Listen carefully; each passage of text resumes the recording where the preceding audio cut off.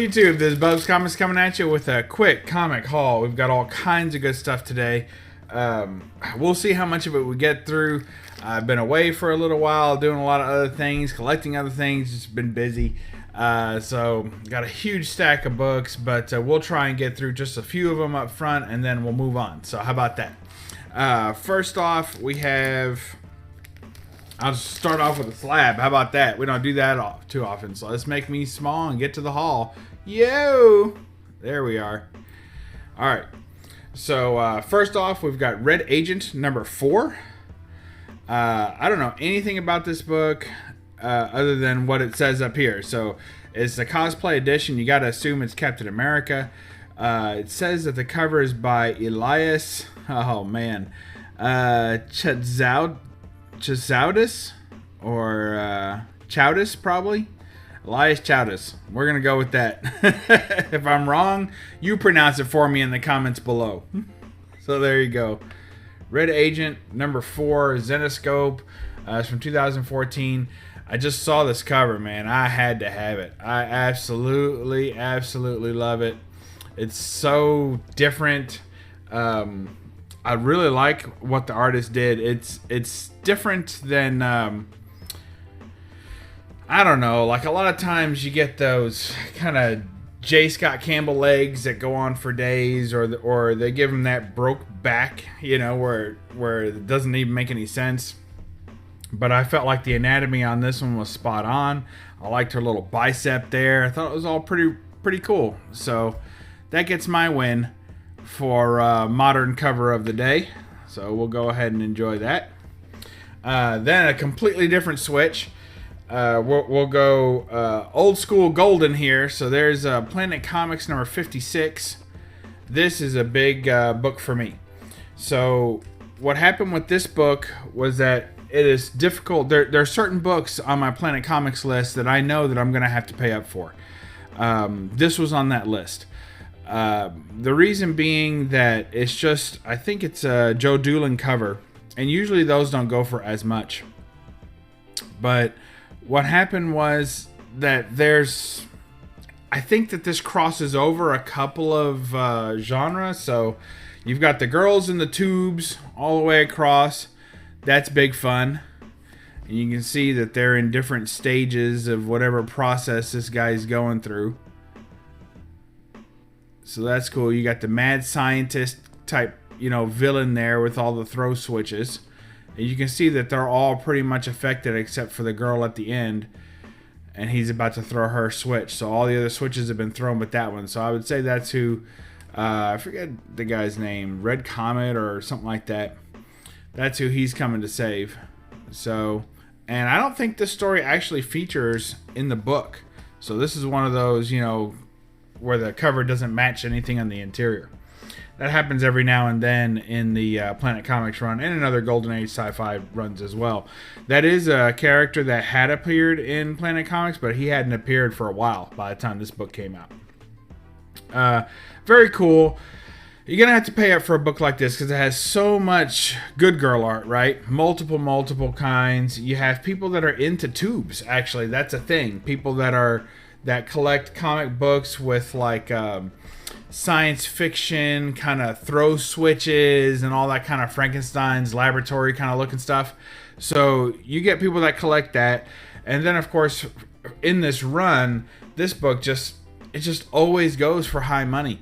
So I got lucky, scored this, I think it was on a buy it now quickly on eBay, or I don't remember, or nobody bid on it for some, it might have been mislisted a little bit like that. I get lucky with those sometimes.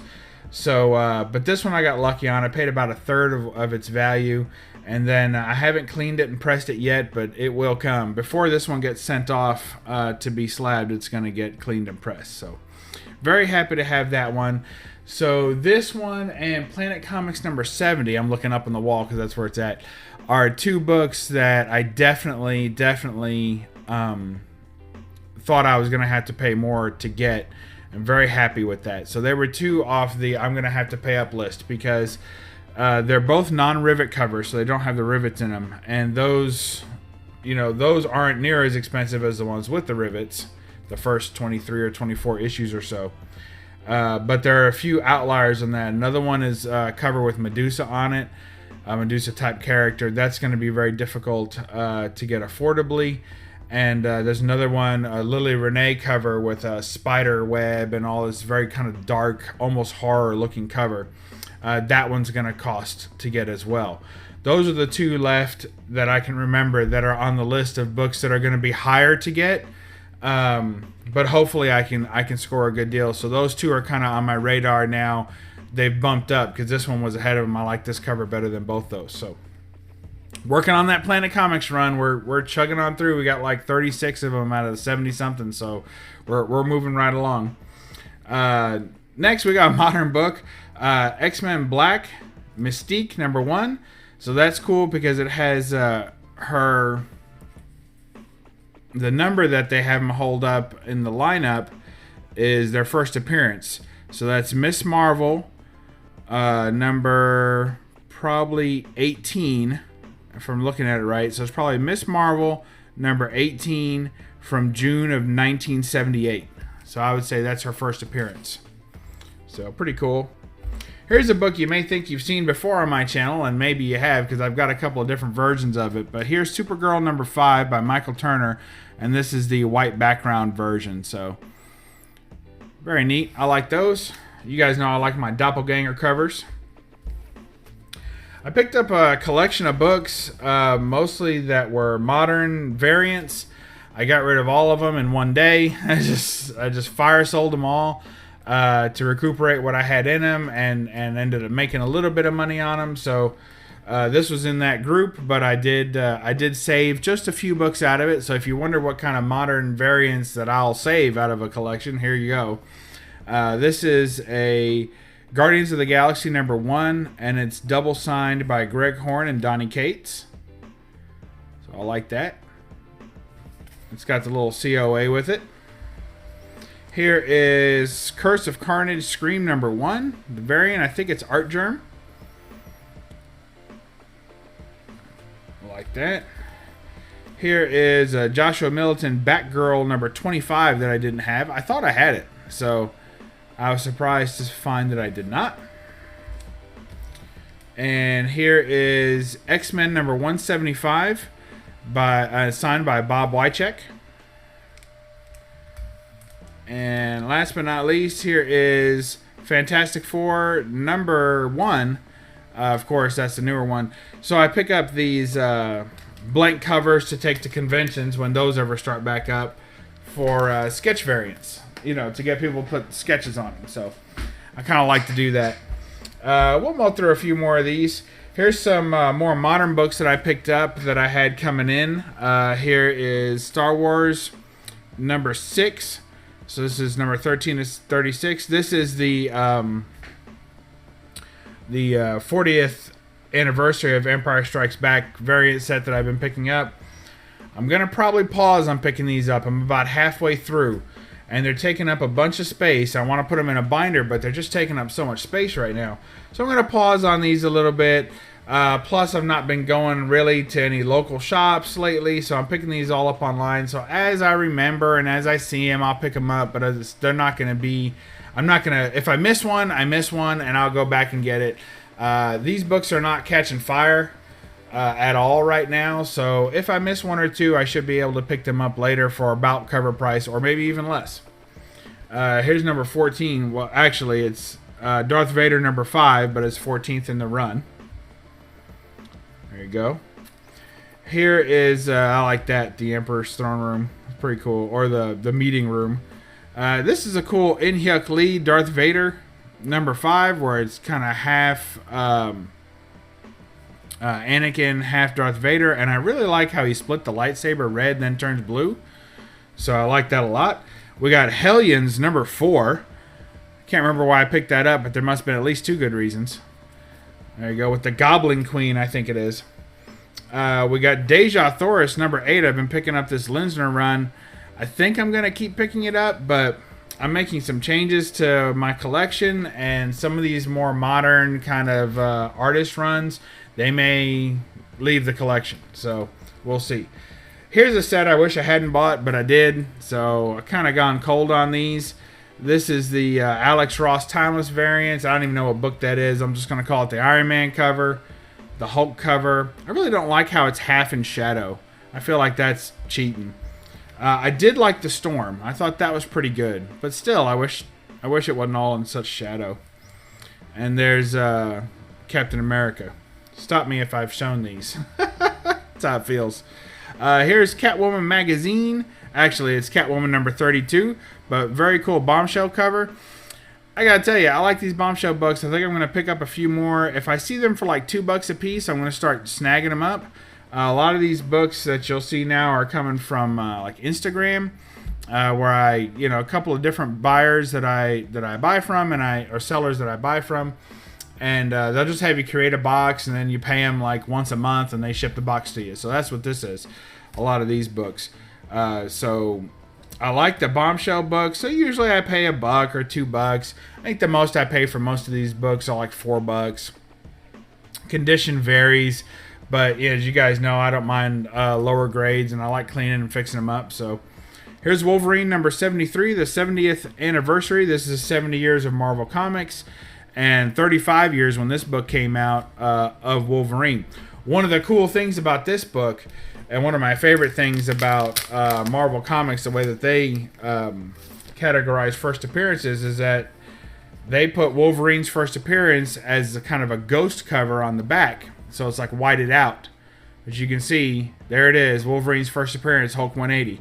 Because Marvel Comics does not recognize, they recognize Hulk 181 as a major appearance for sure, and an iconic cover and everything like that. And you see it lots of places. Like, I think I want to cite the Marvel Monopoly board, and they'll have Hulk 181 on there, and they'll put all that. But his first appearance, as far as they're concerned, they don't recognize cameos. So his first appearance is Hulk number 180, as commemorated on the back of that book. So I think that's pretty cool. Here's a number 1, Star Wars number 1. This is the Whitman Diamond variant, if I'm to be correct about the exact variant it is. But it's a reprint. It says reprint right up there. But it's not a modern reprint. I don't know. I didn't have it in my collection. I've never cared about the price one, or whether it was a newsstand or not. I don't care about the white box. None of it bothers me. I just kind of wanted a copy of this book in my collection, and now I have it, and it's never really mattered to me what edition it was. So just paid a couple bucks for that. Glad to have it. Here's a kind of quasi-keys, what I call them. Uncanny X-Men number 248, the first Jim Lee work on X-Men. So, to me, this is those kind of in-between keys where, is it really a key just because it's the first time an artist worked? I mean, it's a nostalgic key where I'm like, oh yeah, well that made a difference. This was historic. This was monumental because of all the things that were to come. But does that make this actual book a key? I don't know. I kind of flip-flop on that one. I'm not big on hunting those. I know another big one is Frank Miller's first work on Daredevil. People like to cite that one. Neil Adams' first time at Batman. So there's several of them out there that gain some following for the book. They never really skyrocket to the point of unattainable or anything like that, but they kind of raise the book up a little bit in value, probably about double or so the value for it, just because it's someone's first work. So, and an otherwise unimportant key. So there you go. Here is X-Men 290. I've always liked this cover. Kind of cool there. You see Storm. It's just a classic Storm cover. So very nice. Glad to have that in the collection. You guys know I don't pick up a lot of J. Scott Campbell, but then again, I show a lot of J. Scott Campbell, so it must come from somewhere. It's X-Men Black number 1. This is one of those books that I think it has a variant that has that same kind of lineup that the other one had, but I didn't get that. I didn't have that. So this was Instagram buy. When you see this for $1 or $2, you pick it up. I mean, I can't help it. I'm a big Emma Frost fan. I think she's probably my favorite female character in the X-Men. So very cool there. Hunt for Wolverine Dead End, some kind of variant edition. Looks like Wolverine's taking an adamantium dump, but but I love that original costume. I always have. I think it's just about perfect. So there you go. It's kind of a blend of his original costume. I think it looks pretty good.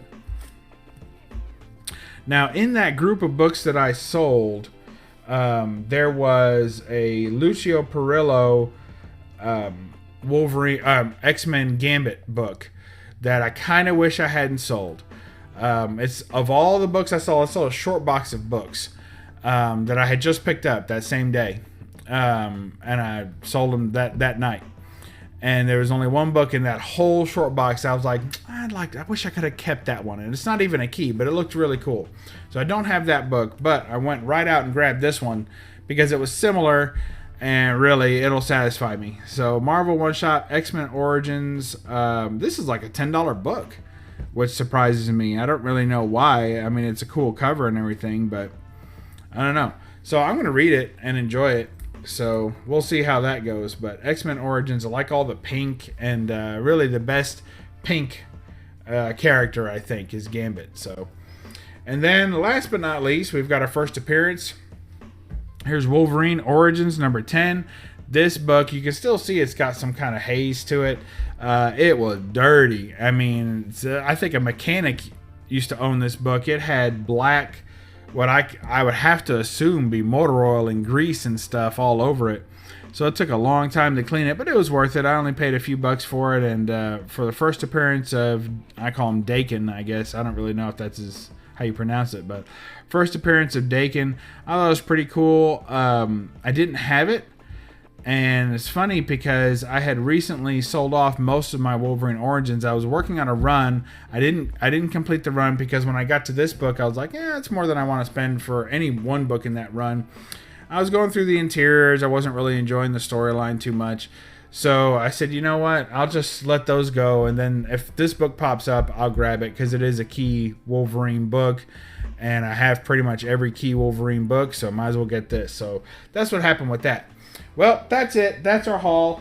Hope you all enjoyed that. We'll leave you with a very rare slab for me to pick up. I mean, obviously I have slabs and I submit for those, but a modern slab, I think this might be my only one that I've ever actually purchased, as opposed to just like getting an AOK or something like that. So there you go. Red Agent number 4, Zenoscope. We're going to leave you with this one. Remember to read a comic and don't apologize for the glare. Bye-bye.